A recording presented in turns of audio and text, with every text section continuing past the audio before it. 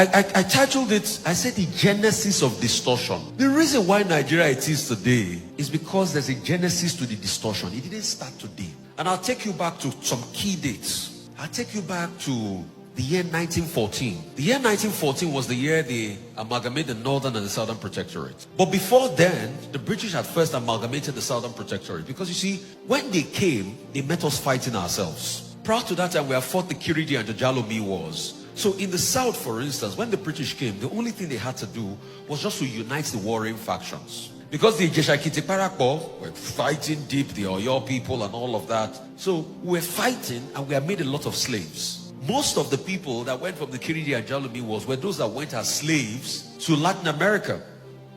Those are the people that came back as what we call the Agudaos. These are the likes of the Darochas. So that's why you see that Lagos Island is filled with a lot of Brazilian architecture. They even celebrate Fanti Festival. In fact, we eat frijon in Christmas. Frijon is not native to us. It's Portuguese food.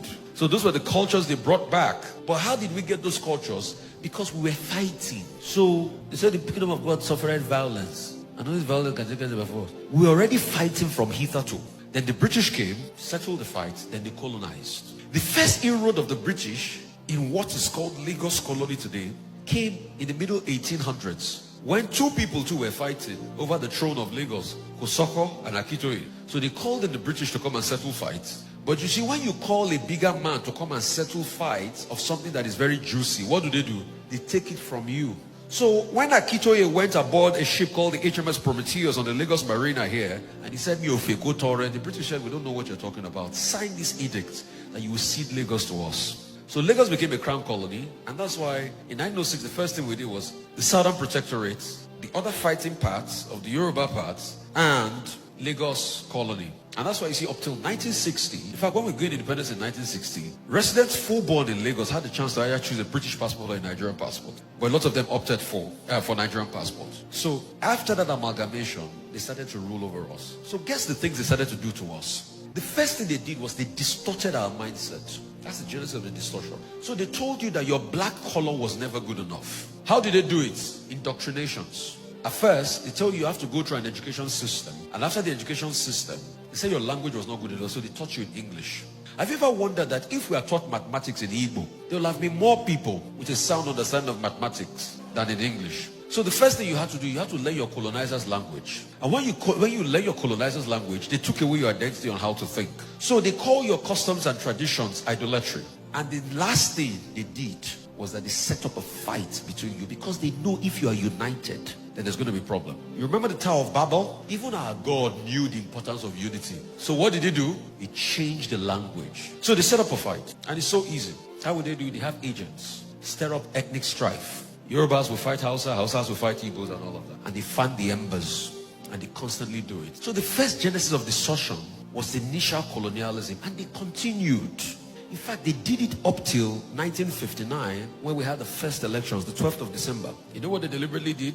That election, we know who won that election, who had more votes. The NCNC had more votes. But originally, the British had planned that it was going to be a hung parliament. You know what they call a hung parliament? A hung parliament is when there's no clear winner in a parliamentary system. So you have to form a government of national unity.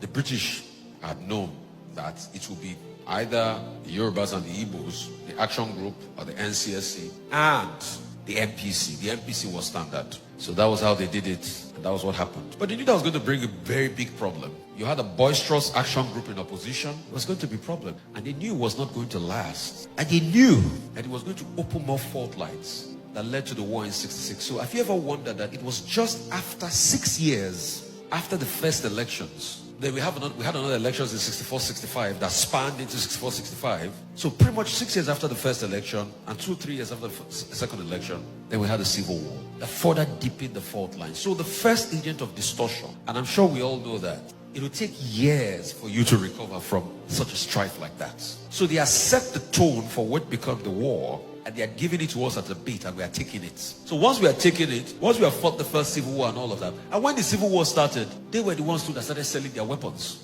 So afterwards, they had started the first genesis of distortion. They had caused hatred amongst us. The hatred means that we'll never be able to come together. And please, that's why I say every wall of hatred you have for your brother, break it. Because if they can take our unity, they can take our strength. So once they cause that hatred, we couldn't come together again. And that's what we've been circling with. In the last election, our problem was not about tribe or religion, but they made it about tribe or religion in the end. Because they know the genesis of distortion. So that's the first genesis of distortion. And that's why you see that life in Nigeria has now become something like an Obatian state. It is brutish. We talk about Leah Sharibu. Leah Sharibu is a symptom of a deeper problem. We talk about Nigeria not work. It was not structured in a way that it was going to work because people wanted to take it for their own benefits. And that's why they don't like the truth. That's why they want to dominate every sphere.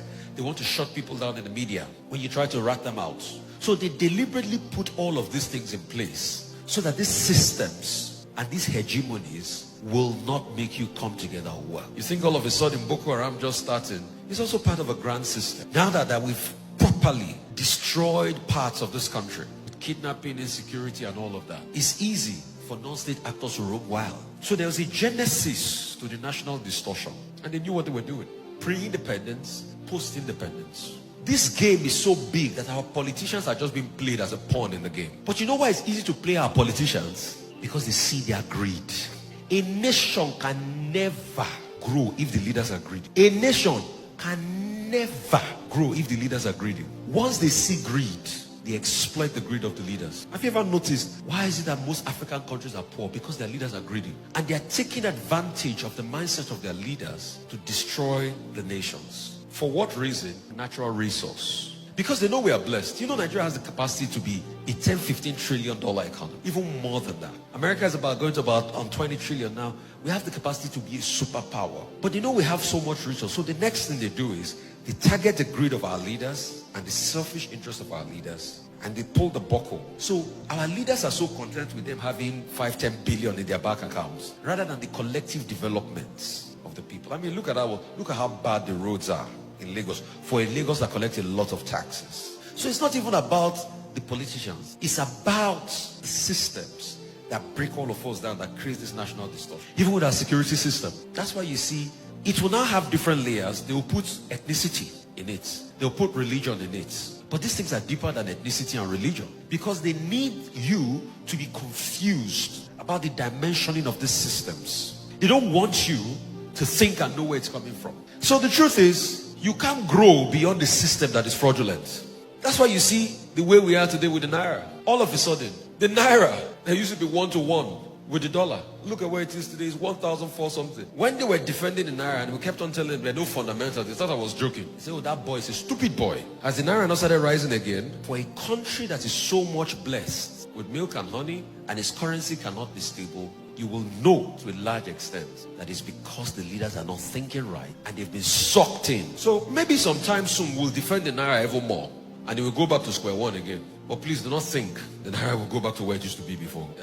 I'm sorry. I'm in the church. I believe in hope and faith. But I'm a realist to the core. I'm not sabi deceive people. Oh. If you think it will be 1-to-1, be careful with what you think. Oh. Except we change the systems and the mindset that makes it difficult for us not to be able to produce as a country. Except to become a productive nation. Except we now start to tackle the genesis of this national distortion. We're not going to go anywhere. So insecurity you are seeing is a symptom. Have you ever wondered why growing up, the same army that used to be so powerful cannot get rid of bandits? So you think all of a sudden it just happened? It didn't just happen. You think the system just got destroyed like that? It didn't just start. It was systematically, and they kept on seeping into our consciousness and our mindsets. That's why you see it's getting more difficult by the day.